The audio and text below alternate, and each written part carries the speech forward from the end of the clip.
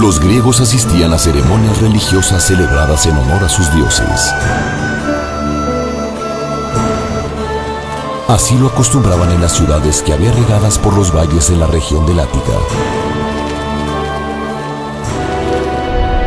En la antigua Grecia, donde cada una de ellas tenía sus propios dioses, templos, dialecto, mitos y leyendas.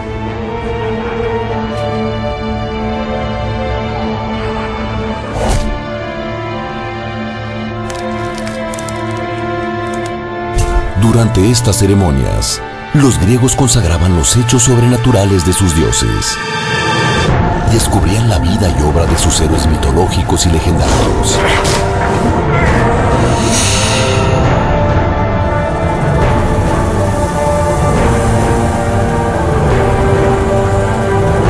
Y al mismo tiempo, el significado de la vida y la muerte.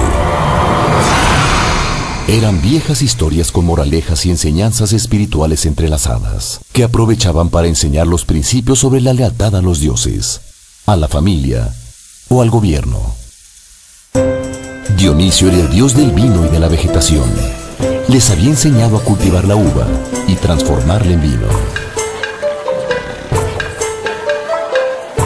Era bueno y amable con quienes lo honraban, pero podía ser terrible para quien lo despreciara o se burlara de los rituales.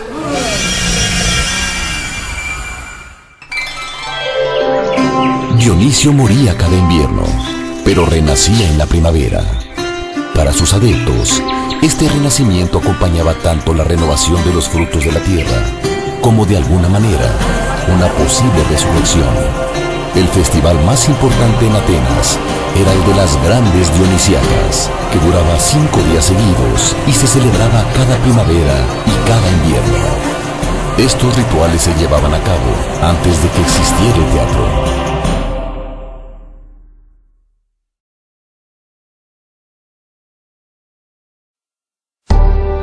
En el año 534 antes de nuestra era, Pisístrato era el jefe de gobierno en la ciudad de Atenas.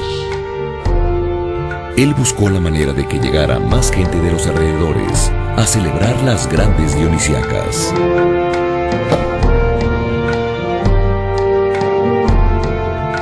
Pisístrato le pidió al poeta Tespis, que era el director del coro del templo de Dionisio, que inventara algo para que las celebraciones fuesen más atractivas.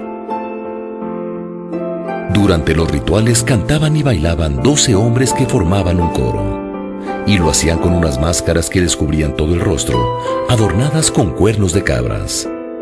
Por eso, el público les llamaba tragedias, que viene del griego tragos, que quiere decir cuernos de cabra, y de odas, que quiere decir himnos, es decir, se referían al coro que cantaba con máscaras y cuernos. A Tespis se le ocurrió salirse del coro y enfrentarlo, para preguntar, por ejemplo, ¿por qué ese año no había llovido lo suficiente? ¿Por qué Dionisio renacía? ¿Por qué habían sufrido tanto las mujeres de Tebas cuando la ciudad fue sitiada?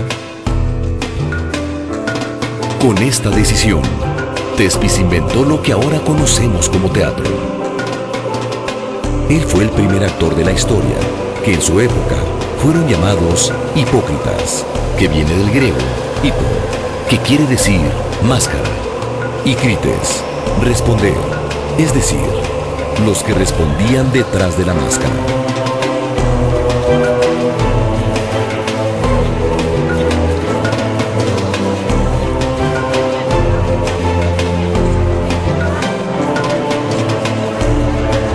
El enfrentamiento del hipócrita con el coro creaba un diálogo que le gustó mucho al público, pues con esto se creaba un mayor interés por las historias que se contaban. A partir de entonces, se decidió que en cada festival se organizaran concursos entre los poetas para que escribieran sus historias y las pusieran en escena. Así nació la tragedia griega.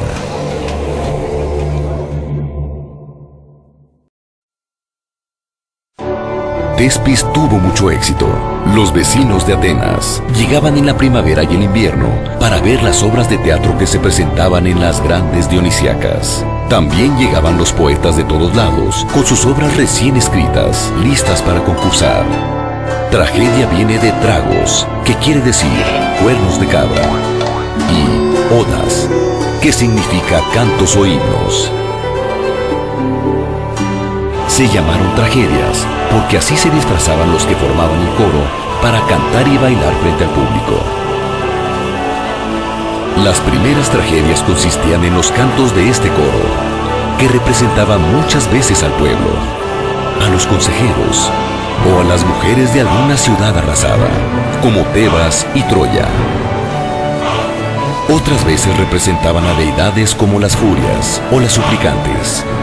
El coro estaba formado por 12 hombres que cantaban y narraban alguna historia, mientras eran enfrentados por un actor o hipócrita, que representaba a otro de los dioses o de los héroes mitológicos y legendarios, vivos o muertos, que se atrevían a discutir con el coro. Al compartir el sufrimiento que veía en escena, el público podía desahogarse en una especie de purga de emociones, viendo cómo sus dioses y héroes sufrían más que nadie. Ellos se podían sentir un poco aliviados.